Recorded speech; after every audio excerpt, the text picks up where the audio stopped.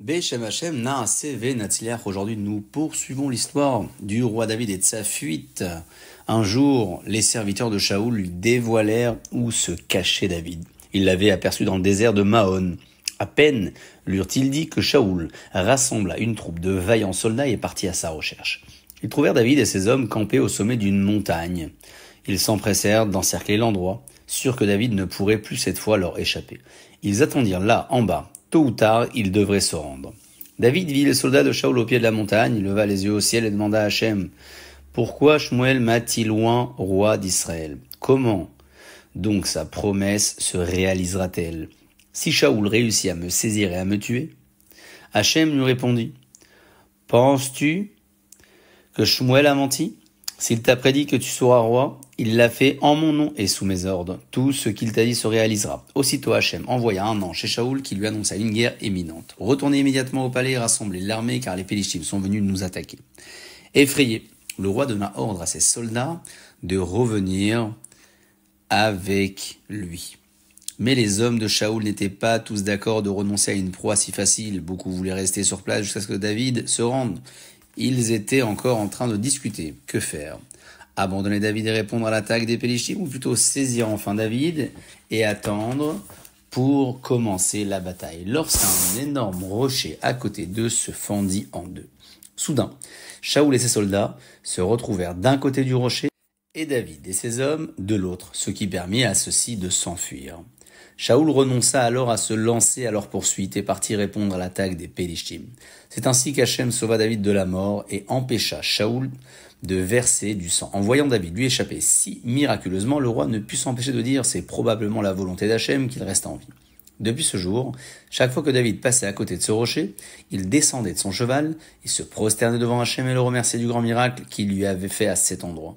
Tous les hommes qui s'étaient cachés avec lui dans les grottes et les déserts venaient, eux aussi, bénir Hachem d'avoir sauvé leur chef bien-aimé. Depuis le rocher qui sépara les deux camps, reçut le nom de rocher de la séparation. Une fois, David se cacha dans une grotte du désert d'En-Gedi. Il y resta longtemps avec ses hommes, ne cessant de prier Hachem de lui envoyer son secours. David, en effet, ne se fiait jamais aux hommes. Il savait qu'en temps de danger, ce ne seraient pas eux qui pourraient le sauver. Seul celui qui réside dans les cieux, le roi des rois, le tout-puissant Hachem, pouvait le protéger et lui venir en aide. Si un ministre se voit persécuté, il peut s'adresser au roi, disait-il à Hachem. Mais moi, que puis-je faire? N'était-ce pas le roi lui-même qui me poursuit? À qui donc demander de l'aide? Auprès de qui me plaindre? Demandait-il. Puis il continue en suppliant Hachem. Je n'ai donc personne au maître du monde à qui déverser mon cœur. Le roi veut me tuer. Oh Hachem, ne me livre pas dans ses mains. Il ne priait pas seulement pour lui-même, il implorait Hachem aussi que Shaoul ne tombe pas dans ses mains. Bien que celui-ci le détestait injustement, il ne voulait pas faire du mal à celui qui avait été oint roi d'Israël. Lorsque Shaoul a pris la cachette de David, il partit à En-Gedi avec 3000 soldats pour le saisir. Sur son chemin, il entra seul quelques instants dans la grotte où se trouvaient David et ses hommes. Lorsque ceux-ci l'aperçurent, ils se réjouirent de l'aubaine et voulurent le frapper. « Le roi vous poursuit pour vous tuer? Vous ne faites aucun péché en versant son sang, » dirent-ils à David.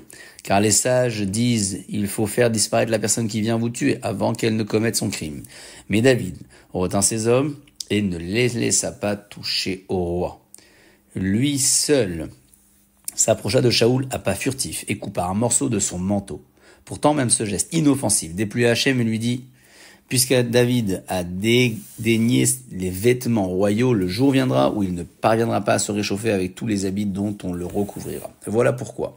Dans sa vieillesse, David avait toujours froid malgré tous ses vêtements. Shaoul ressortit de la grotte sans remarquer ce que David lui avait fait. Il ne vit pas non plus que celui-ci le suivait.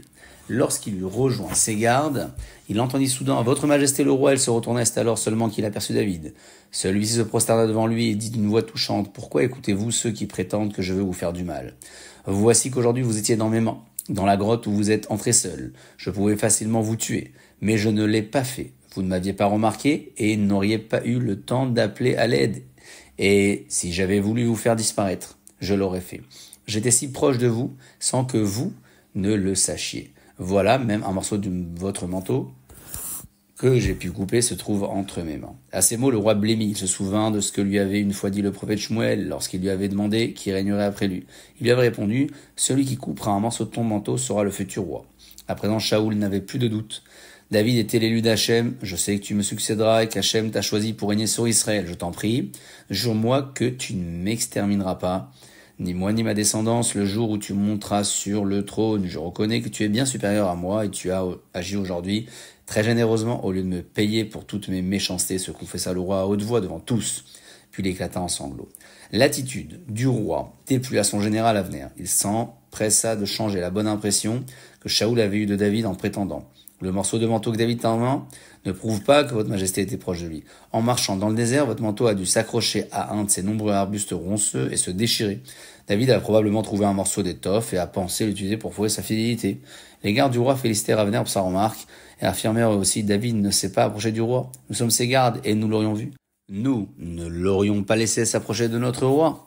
Ils n'admettaient pas qu'on puisse seulement penser qu'ils avaient failli à leur devoir de protéger le roi. Comme Avner avait empêché Shaoul de se réconcilier avec David, Hachem décréta qu'il méritait la mort.